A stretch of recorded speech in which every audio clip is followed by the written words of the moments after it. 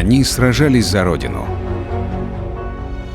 Герой Советского Союза Богатырев Харун Умарович, всадник в броне.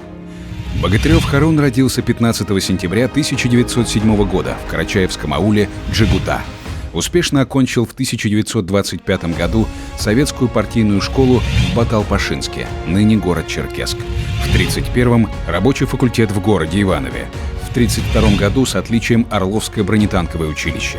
С 1938 по 1941 год он одновременно служит и учится на вечернем отделении бронетанковой академии и оканчивает ее по первому разряду. День окончания академии для командира танковой роты капитана Харуна Богатырева совпал с началом Великой Отечественной войны. В 1943 году особое значение приобрело киевское направление фронта. Гвардейская танковая бригада, заместителем командира которой был гвардии-майор Харун Богатырев, заняла город Переяслав-Хмельницкий. 18 сентября ночью Богатырев во главе мотострелкового батальона переплыл через Днепр.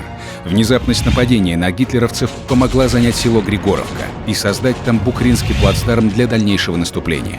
А 15 ноября 1943 года о всаднике в броне Харуне Богатыреве рассказала газета «Правда». Через 2 дня, 17 ноября, группе воинов Первого Украинского фронта, в том числе Богатыреву, было присвоено звание Героя Советского Союза.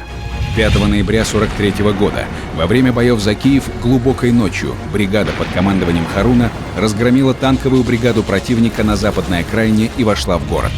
Рано утром Киев был освобожден.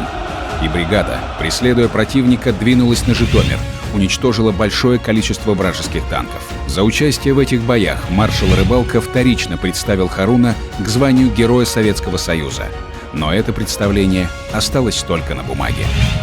Вечная слава героям! Победа будет за нами!